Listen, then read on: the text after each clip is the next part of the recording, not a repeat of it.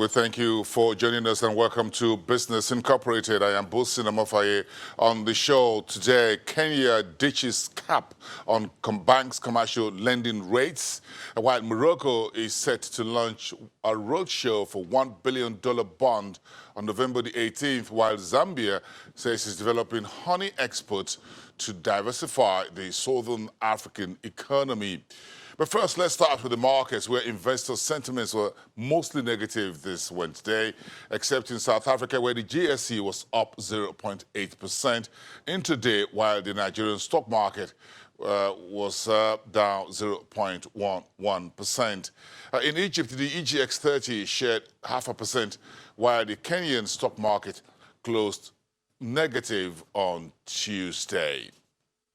The situation is not largely different in the Middle East, where the Gulf region markets were largely in the negative position. The Dubai index gained 0.01%. That's largely flat intraday. In Abu Dhabi, the market was down by 0.2% as the country's largest bank, First Abu Dhabi Bank, lost 0.4%.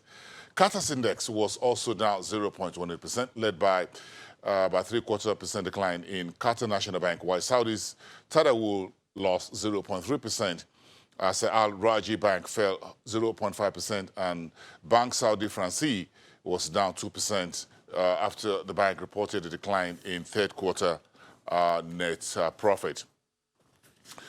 European markets open mixed today as investors continue to monitor the U.S.-China relations, and corporate earnings. Will get to Chelsea Delany from the Frankfurt Stock Exchange to talk to us about this. Chelsea is of DW-TV for Channels Television, live there from the German DAX. It's good to have you this afternoon on the program, Chelsea. Let's get this conversation started, not really from the market side, but on the economic side, because the Council of Economic Advisors to the German government is quoting the country's GDP forecast to about 0.9% for next year.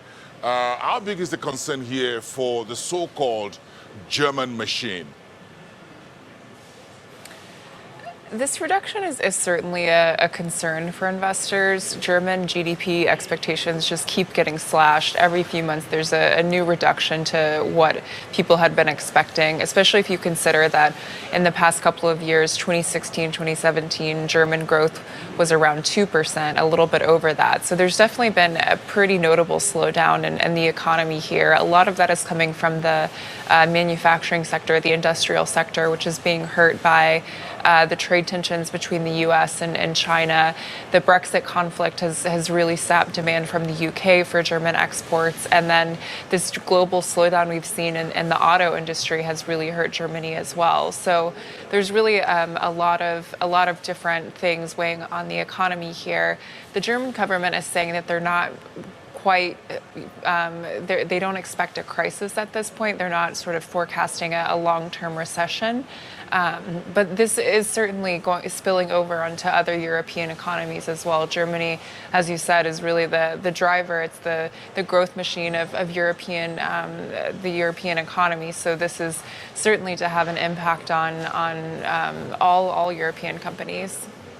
So if you look at one of the biggest German company also listed on your stock exchange is Lufthansa.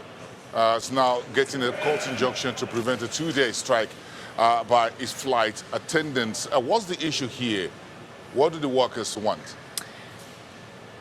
The workers have been asking for, they want more money, they want wage increases, they want more protections for seasonal workers who are not full-time but work on a seasonal basis. There's really, this has been a really long-running conflict with Lufthansa and this union, and they've threatened to strike last month. They've had a couple strikes this year, so it's been a long-running issue, but this is really probably one of the most significant strikes Lufthansa has potentially had in years. The workers are saying they're going to strike for 48 hours for all flights leaving Germany, which would be hundreds of flights. That would be thousands of passengers affected.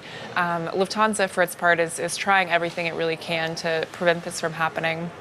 They filed a court injunction, which the court actually just recently came out and said they're not going to grant. So legally they can still do the strike, but the workers, the union and Lufthansa are supposed to meet later today to try and possibly strike an agreement before this goes into effect tomorrow.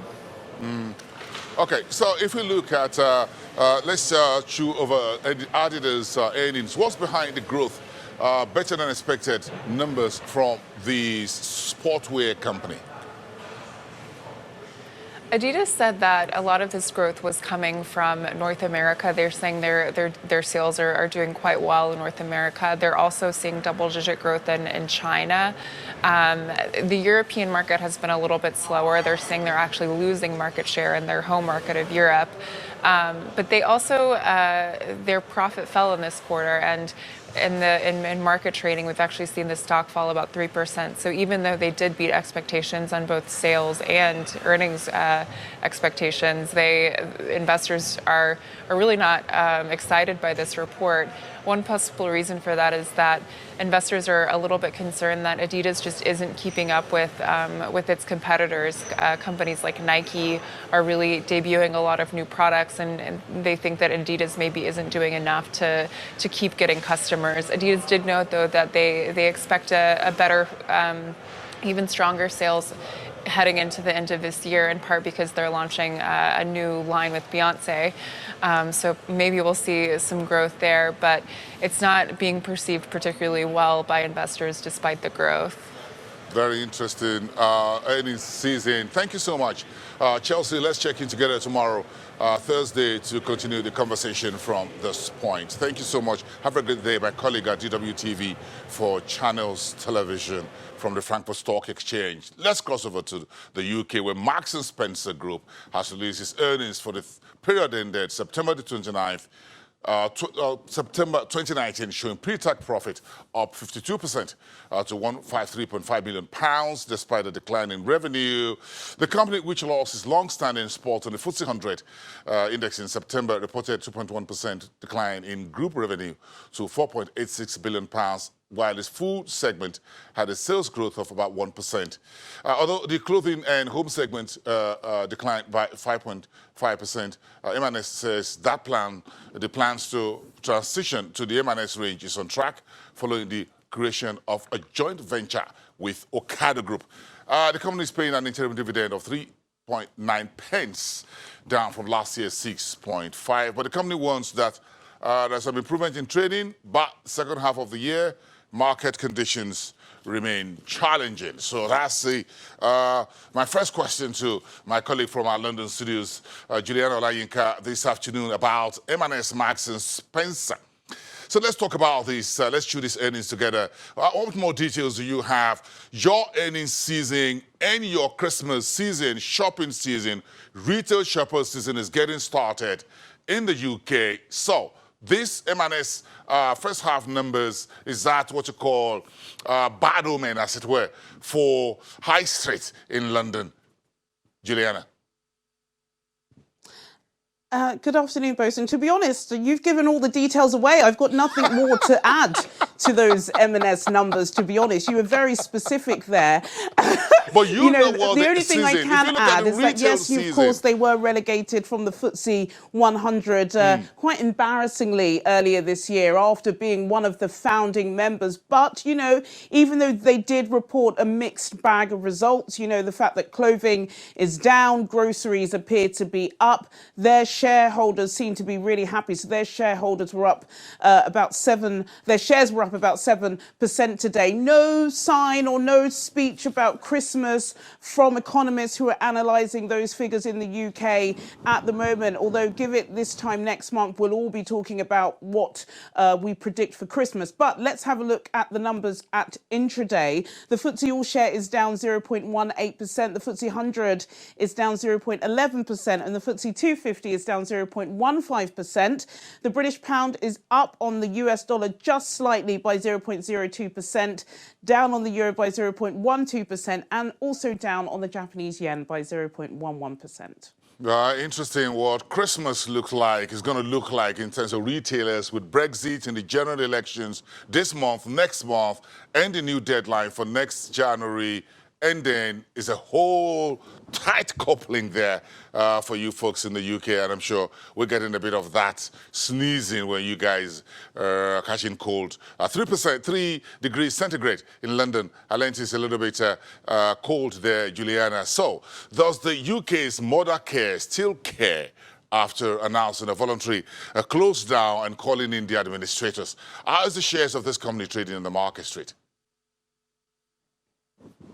Oh, gosh, we go from one juggernaut of the high street to another juggernaut. One survived, the other hasn't survived. And, you know, the shareholders and the chief executive officers were saying today that they can do nothing but shut down the remaining 79 stores that Mothercare have up and down the UK, putting thousands of jobs at risk, 2,000 part-time workers and 500 others. Surprisingly, their shares were up 45% today, and that's because a last-ditch effort by the shareholders to try and save the company did raise about £3.2 million. And what the owners have decided to do with that money is to try and keep the brand alive by finding some small stores that they could basically rent. So in some shopping markets, you do have some smaller brands that keep some of their clothing in there, and they will be trying to do that. So that does give a last-ditch effort and some hope to shareholders. But the thousands of jobs is going to be a really tight squeeze, especially before Christmas. It's just such a tough, difficult time to lose a job. But of course, that's capitalism, isn't it? One day you're up and then you're out. Yes, Juliana, I hope you've had some lunch, because some of the stories this afternoon seem to be a little bit on the negative side. Southwestern Railway workers say they are going on strike between December and January. So why are they going on strike? What do they want this time? And how long will it likely last if they're talking to the unions and the company? Well, in short, Bosun, it's purely because the RMT, they're the union that look after train and rail workers. They have been having a back and forth battle with Transport for London and these larger networks for years. And that's really because Britain's train line service is modernising, it's using new technology, and because of this, they've been trying to find ways, well, the union believe they've been trying to find ways to axe some of their staff members. So this particular strike has to do with train operators, because there are so many driverless trains that are coming into the UK. They're not happy with what some of these train bosses have said. So they have said during the busiest period of the year in the UK, between the 2nd of December and New Year, they will be going on strike for 27 days, bar a couple of days, one being December the 12th, the general election, and Christmas Day. Trains don't run on Christmas Day in this country. So it's going to affect at least 600,000 passengers a day who literally just won't be able to get to work because they live outside London. And it is that pre-Christmas period. Waterloo is where Southwestern Train operates, which is Britain's biggest, busiest railway station. So not good news. Of course, the government are very likely to get in and will try and resolve it in the next couple of weeks. But RMT are a really tough union, and when they put their foot down, they typically don't budge. Interested. Now you can go have some lunch, Juliana. I hope I've done enough damage to your appetite this afternoon. But that's what business is all about. That's what capitalism is all about. Some good news, some not so good, some bad news. Thank you. See you again tomorrow, Juliana, and thank you to the rest of the team out of our London studios. So let's check in with our folks in Asia, where the markets are closed for today. Investors monitor developments in the US-China trade. A lot of optimism on Monday. That started fading. Mainland Chinese stocks went down on the day, with the Shanghai Composite down 0.43%. The Shenzhen Composite slipped much bigger, 0.86%. Elsewhere, the Nikkei 225 in Japan closed 0.22% higher, with the shares of index heavyweight and robot maker Fanuc advancing 1.17%. The Topix index finished its trading day largely unchanged. In South Korea, you check it with the Kospi slightly higher at 2,154, and the ASX 200 in Australia declined 0.55%. So let's say good morning to the folks on the West Coast. Yes, the U.S. market, the stocks index, still a little bit of about an hour or so before the opening bell on Wall Street. So the futures were mixed Wednesday morning after the Dow Jones posted a fresh record close on Tuesday. At about 2:05 a.m. Eastern Time, the Dow futures were up 4 points. Futures on the S&P 500 were seen fractionally lower, and the Nasdaq slightly higher. Investors are waiting for signals on the easing of the protracted trade dispute between Washington and Beijing. On the data front today, non-farm productivity figures and unit labor costs for the third quarter are due for publication at 9:30 a.m. Eastern Time. Corporate earnings also in focus. Quite a lot to talk about there. Let's leave that for now. We'll come back to you after the break.